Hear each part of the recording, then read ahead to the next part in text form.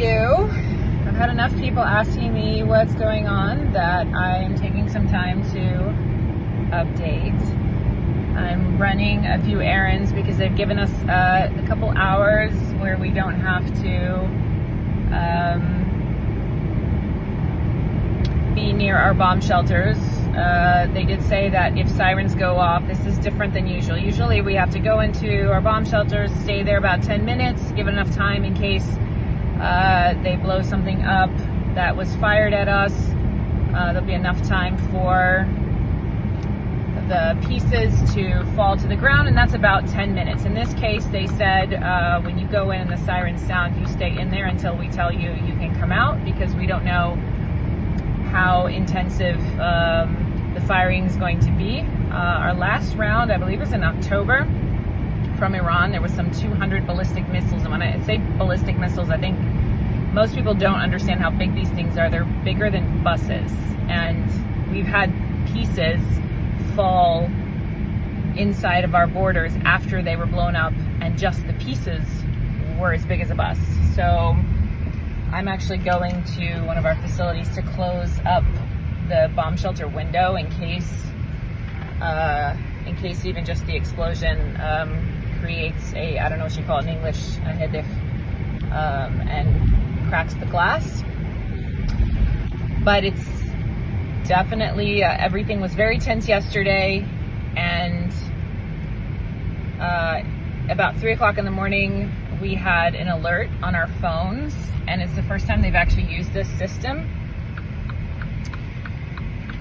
to make sure that everybody was aware that the rules have changed. There was supposed to be lots of parties in Tel Aviv this weekend. It is Gay Pride Month, and the Pride Parade and all that was canceled. Because of, I'm sorry, I'm thinking in Hebrew because I listen to all the news in Hebrew and I'm trying to translate in English, but everything's been canceled. Synagogues, any kind of gathering, everything's been canceled. We had a live worship event planned this week on a rooftop in Tel Aviv. It's gonna be so cool, and that has been delayed probably till September because some of our worship team members are going to be abroad. Our drummer is stuck outside the country. Some of our staff have been called up to fight, and so that has also been canceled. My daughter, who is in air defense, her base has been evacuated because they're expecting the air defense bases to be targeted by Iran. So far, they've sent over 100 drones. The drones did not make it into Israeli airspace. They also sent some missiles because there are some pieces that fell in Syria. So there's a lot of other stuff going on that I'm not necessarily sure what's public info or not. So we'll share later after the fact. But this is very tense time. Israel said this is not a military operation. This is a planned war. Some of the stuff that they pulled off is literally, we don't need to watch science fiction movies anymore, because all you need to do is find out what the Mossad did and what our special forces did and what our Air Force did just in the last few hours and in the last few years preparing for this, and it's just unbelievably incredible, unbelievably risky. And you know, one of the things that's interesting is that the war here with Iran is different than the war in Gaza and Hezbollah, because in Gaza the people have been infested with hatred for Israel. They've been indoctrinated, they've been raised in extreme propaganda against Israel, and so, you know, when you try to get intelligence on what's happening in Gaza, like where are the hostages and whatever, for some 2 years, they have not been able to get the public there to help us find them. There's been very, very little intelligence that we've been able to go in and gather, but really because the population is so against us. You know, when you say innocent civilians, it's very different in Gaza, because so many civilians are actually actively supporting and involved in, were involved in October 7th, were involved in kidnapping other Israeli civilians. And so what's different in Iran is the population is actually not against Israel. It's the government that is against Israel, and the government that is convinced that Israel is the little Satan and America is the big Satan, and all that needs to be destroyed. And so really, really interesting the way all this has been going on. And even the news in Israel was part of the operation for the surprise attack that happened this morning, early in the morning, because for the past several days and maybe weeks, they've just been headlining all sorts of stuff that wasn't actually happening. They'd say, like the government's getting together to talk about, the hostage release negotiations, and the U.S. has come to Israel to try to work out some sort of plan and negotiate. And actually, what they were doing was sitting and having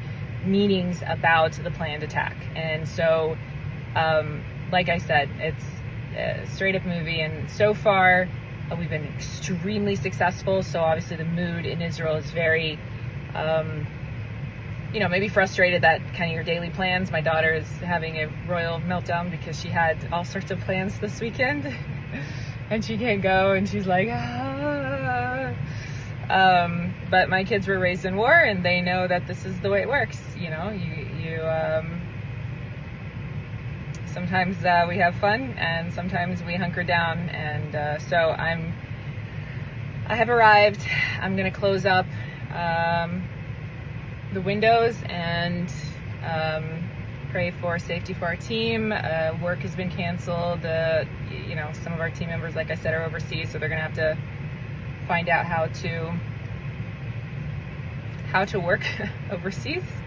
And of course, our different branches are on high alert. And thank you for everyone who has contacted our branches in Germany and the UK and in Ireland and France and Brazil and America, United States, Canada, and South Korea. Just really, really been thankful for the outpouring of love and support. Of course, we still have the Israel Needs Me campaign going on, which is supporting the families, the soldiers here and their families, and different needs that have arisen because of the war. So we don't know how long this is going to go. We did have a few people that were like, it's we've got a flight in 2 weeks, and we hope this will blow over. And I was like, only in Israel do we start something was called a war and bomb nuclear facilities and hope that our flight in 2 weeks will be relevant. Because of course, El Al doesn't cancel flights, but the airport is shut down right now. And so we'll see what happens the days ahead, and we'll keep you updated. And thank you for caring. One of our staff was just sharing about the peace of Jerusalem, and when the scriptures say pray for the peace of Jerusalem, and in Hebrew it's shalu shalom Yerushalayim, when shalu is really ask. So it's not just ask the Lord for the peace of Jerusalem, but ask about the peace of Jerusalem. And so I really encourage you guys, if you have people that you know in Israel that you're in contact with, reach out to them, ask how they're doing. Sometimes this is scary.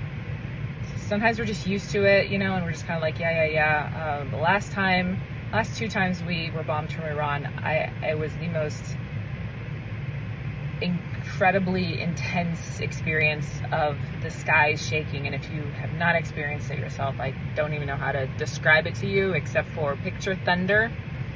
Picture that 100 times over, and picture it constant, like thunder that goes on and on for several minutes in a row.